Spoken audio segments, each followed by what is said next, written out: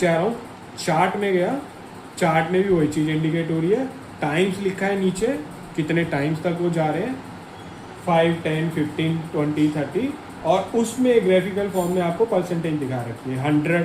अगर मान लीजिए पेशेंट 25 तक ही पहुंच पाता है, कि मतलब 10 में से वो जो है कि 10 में से आपका 2.5 अटैम्प्ट ही कर पाता है या 3 अटैम्प्ट ही कर पाता है, तो वो इंडिकेशन यहाँ आएगा, और अलग अलग उसका वो अलग अलग कलर की फॉर्म में दे रहा है ताकि वो डिफ्रेंशिएट हो जाए। काफ़ी देखिए आप कितना इनक्रेडिबल डिवाइस और कितना फीडबैक आपको अच्छे से दे रहा है।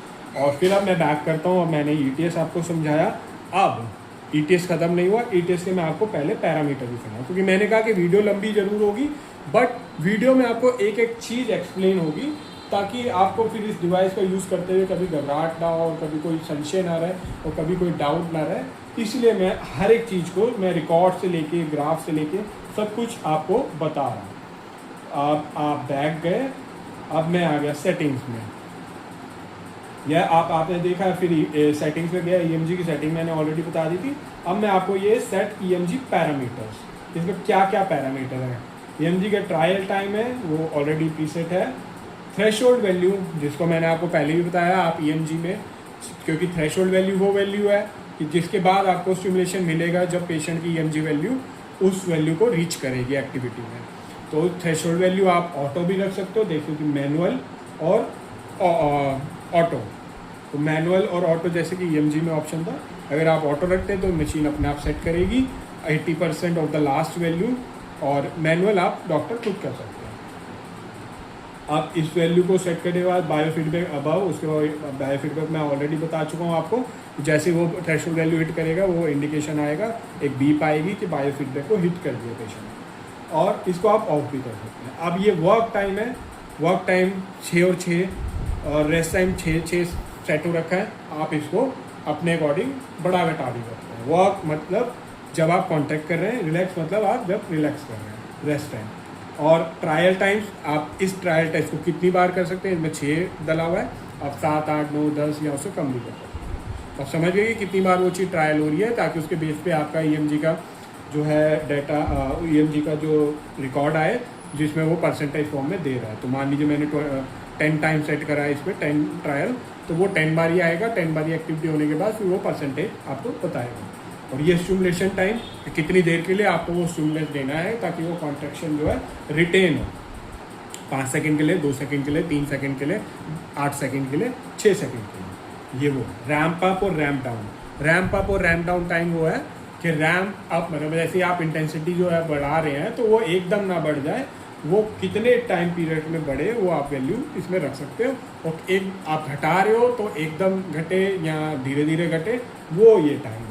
तो ये टाइम को भी आप वेरी कर सकते हो, रैम्प अप का रैम्प डाउन, मतलब इंक्रीज करिए आपने इंटेंसिटी, तो अगर आपने टाइम रैम्प अप टाइम कम रखा हुआ है तो फटाफट इंटेंसिटी इंक्रीज हो जाएगी, और अगर आपने रैम्प अप टाइम जो है ज़्यादा रखा हुआ है तो आपका जो इंक्रीज़ किया गया है वो धीरे धीरे पेशेंट पे जाएगा ग्रेजुअली। और वैसे ही रैम्प डाउन है, आप डिक्रीज़ कर रहे हैं तो एकदम डिक्रीज़ हो जाएगी अगर रैम्प डाउन टाइम कम है, और अगर रैम्प डाउन टाइम जो है ज़्यादा है तो आप डिक्रीज़ करेंगे तो पेशेंट पे धीरे धीरे ग्रेजुअली वो डिक्रीज होगा।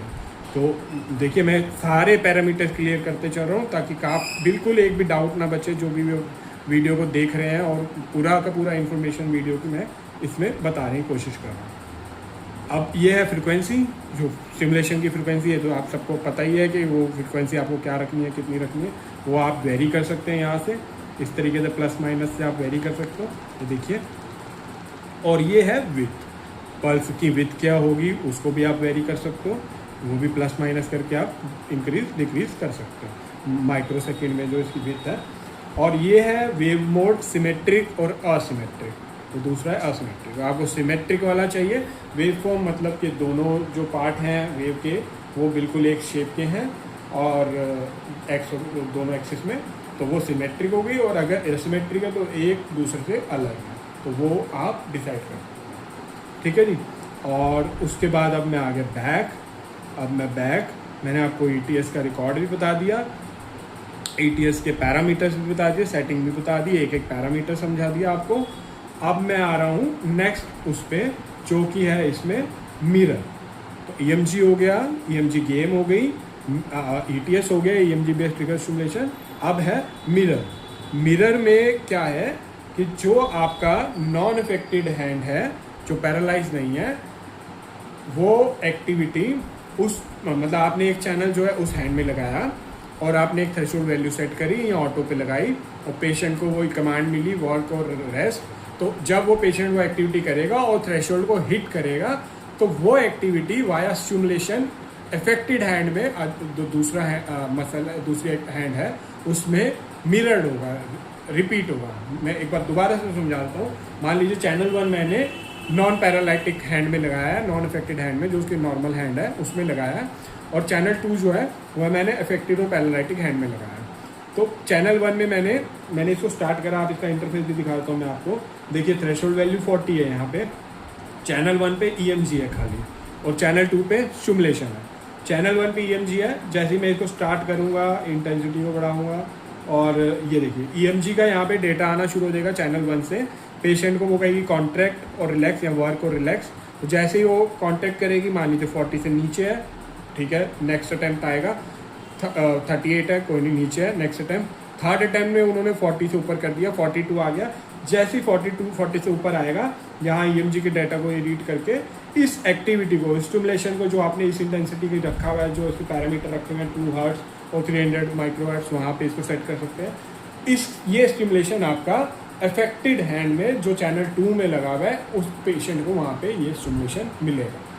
तो इससे क्या होगा कि न्यूरोप्लास्टिसिटी इंक्रीज होगी, पेशेंट का नॉन अफेक्टेड हैंड और अफेक्टेड दोनों इन्वॉल्व हो रहा है, इससे आपका न्यूरोप्लास्टिसिटी इंक्रीज होगी और मोटर न्यूरॉन्स क्रिएट होंगे, जिसकी वजह से रिहाब जो है फास्टर होगा। वो पेशेंट जो है नॉर्मल हाथ की एक्टिविटी से उसका डेटा को रीड करते जैसे मिला, जैसे ही थ्रेशोल्ड से ऊपर आया वो डेटा, वैसे ही यहाँ पे अफेक्टेड हैंड में स्टिमुलस प्रोवाइड हुआ। तो इसे बोलते हैं mirror mode, mirror therapy mode.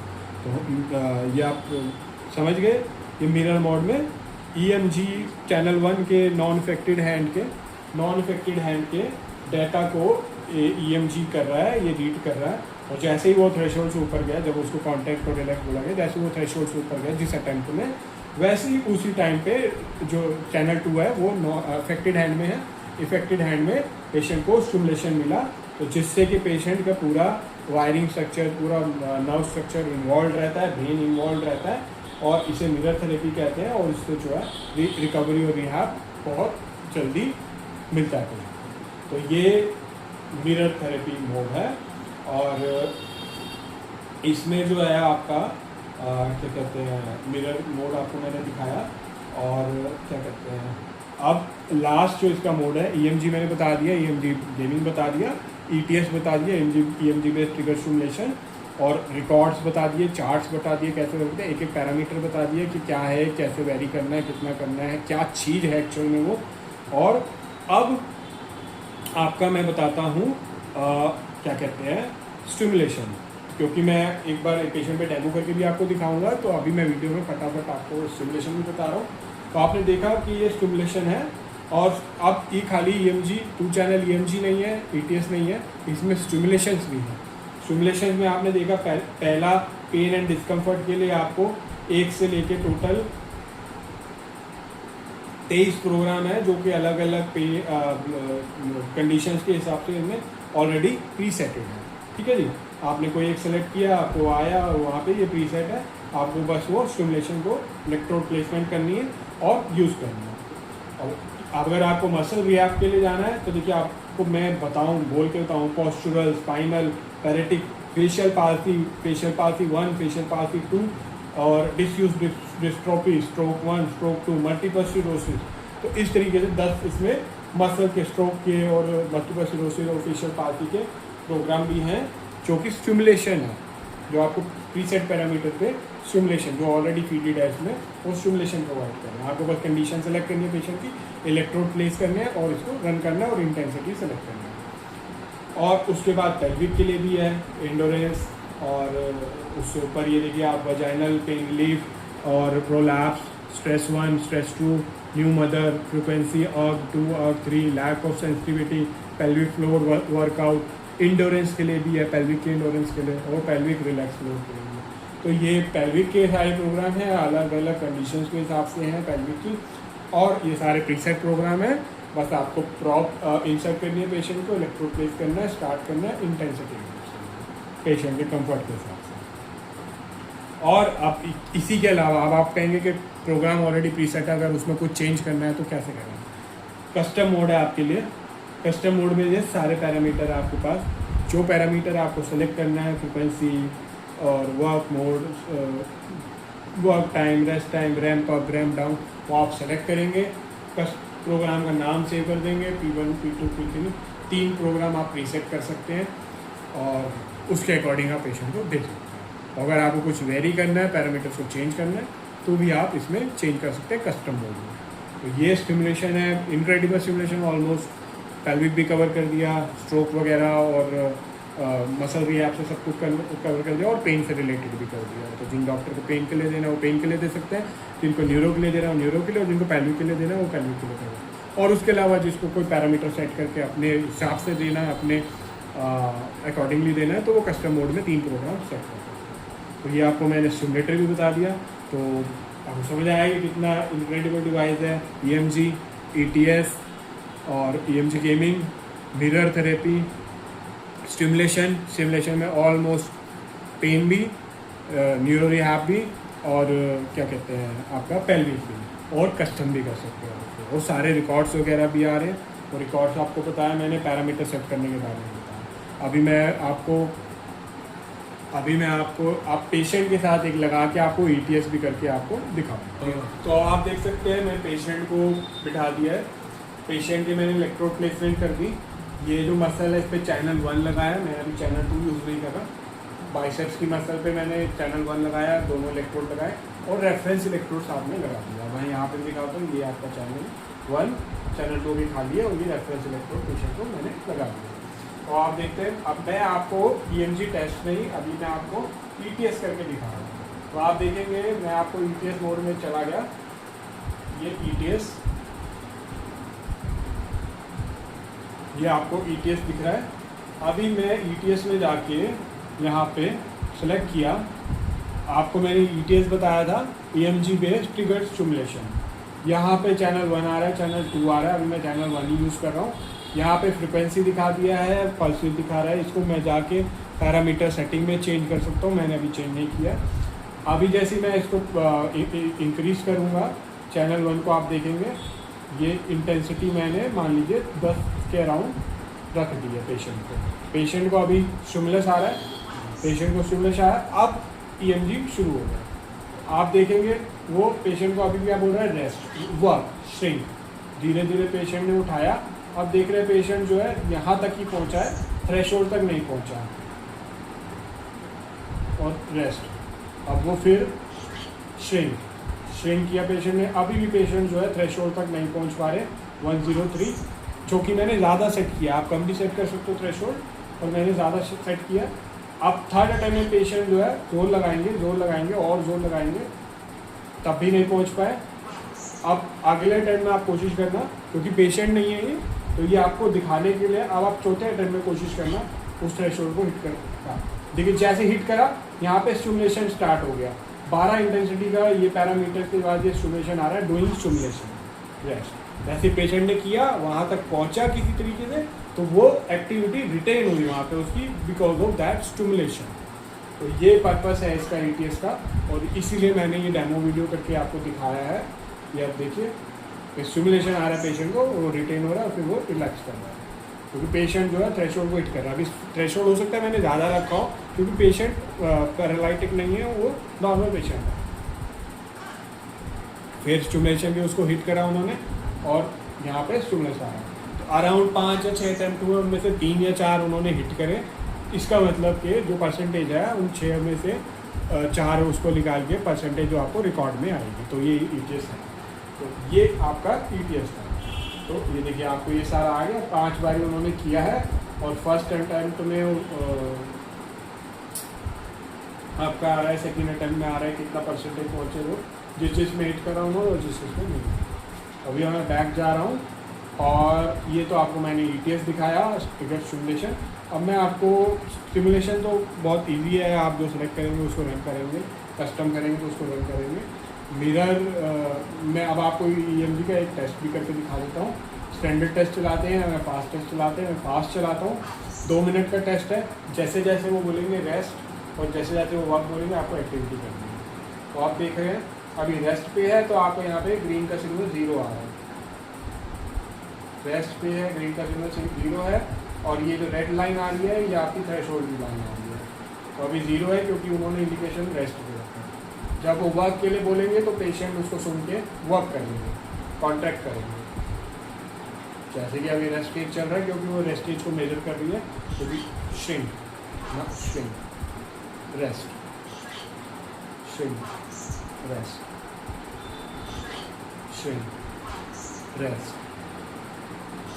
Shrink, rest,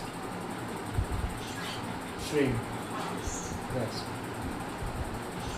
shrink, rest,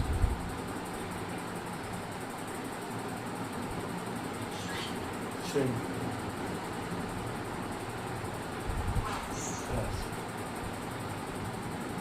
तो देख लीजिए पूरे ग्राफिकल फॉर्म में आपको सारा कुछ दिख रहा है। जो ग्रीन सिग्नल है कब थ्रेशोल्ड से ऊपर जा रहा है, कब थ्रेशोल्ड से नीचे जा रहा है, और ब्लू वाला भी 0 है क्योंकि मैंने चैनल को कनेक्ट नहीं कर रखा है।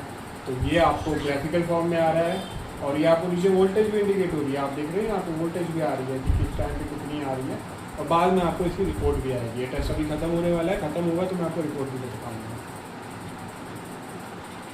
अभी वो श्रिंक ही कह रहा है तो पेशेंट श्रिंक कर रहे हैं। थोड़ा और जोर लगाएंगे तो थ्रेशोल्ड के ऊपर भी जाएंगे, देखिए आप गए। और ये कैपिंग वैल्यू वही थी कि 300 तक, अगर इसको कैपिंग वैल्यू से भी ऊपर जा रहे हैं पेशेंट तो कैपिंग वैल्यू को मैंने बढ़ा देनी थी वहाँ पे 500-600 कर देता, क्योंकि ग्राफ उसके बाद नहीं दिखाएगा, है ना। और अभी वो रेस्ट के लिए कह रहे हैं, 23 सेकेंड रह गए हैं टेस्ट के। रेस्ट मोड पे है, नो कंडक्टिविटी ऑलमोस्ट 0।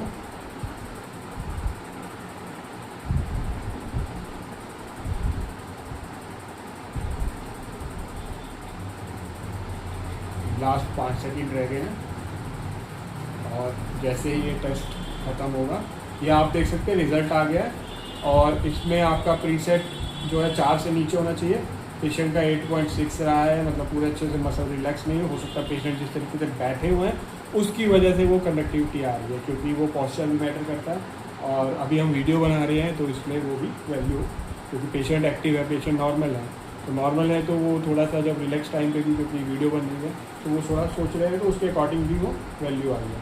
और जो रिज़ल्ट है आपका, जो क्या कहते हैं, फास्ट स्टेज में पेशेंट का है वो काफ़ी अच्छा आया है। फास्ट स्लो में भी काफ़ी अच्छा आया है, क्योंकि पेशेंट अगेन पैरालिटिक नहीं है, कोई इफेक्टेड नहीं है, तो वो रिज़ल्ट अच्छा है। और रेस्ट स्टेज में भी वैल्यू कम आई है क्योंकि वो रेस्ट स्टेज में उसमें, तो इस तरीके से वो सारे के सारे स्टेज आपको जो है फास्ट स्लो जिस हिसाब से उसने कॉन्ट्रैक्ट करवाया था, क्योंकि आपने बीच में देखा पहले तो वो कह रहा था contract relax, contract relax, contract relax, तो वो भी कराया उसने। उसके बाद से कॉन्ट्रैक्ट को रेगुलर मेंटेन भी कराया ताकि वो उसको भी स्टडी कर सके और उसको दे सके, और उसी के बिहाफ पे ये सारे रिजल्ट उसने दिए, फास्ट, स्लो, स्टेमिना और आफ्टर। तो आप देख सकते हैं EMG टेस्ट बहुत अच्छा इनका आया, और मैंने उनको डेमो में बिल्कुल एक्सप्लेन करके सब कुछ बताया। इसके अलावा भी अगर कोई भी डाउट हो, कोई भी पैरामीटर रिलेटेड हो, तो आप कमेंट कर सकते हैं, आप हमसे कांटेक्ट कर सकते हैं, आपको बताएंगे। Biotronix care international, we are authorized importer of the product KM203, KM580 इससे अच्छा मॉडल और है हमारे पास, जो कि इसमें और फीचर हैं, और KM560 जो कि क्लिनिकल मॉडल है वो भी हमारे पास अवेलेबल है। EMG, biofeedback, ETS, mirror, stimulations और ऑलमोस्ट सारे एक्सपेक्ट करता है, पोर्टेबल डिवाइस भी, और क्लिनिक में भी इसको आप यूज़ कर सकते हैं। और उसके अलावा गेमिंग भी इसमें ऑप्शन है, और बाकी सारी वीडियो में मैंने आपको बता दिया। इसको परचेज़ करने के लिए आप हमसे कांटेक्ट कर सकते हैं, अपना नंबर ड्रॉप कर सकते हैं, व्हाट्सअप नंबर, हमारी सेल्स टीम आपको कांटेक्ट करेगी, या दिए गए नंबर पे आप कांटेक्ट कर सकते हैं हमसे, और हम आपको सारी डिटेल्स इसकी शेयर करेंगे। Thank you for watching the video, क्योंकि वीडियो बहुत लंबी हो गई है तो मैं इसको फटाफट ख़त्म करता हूँ।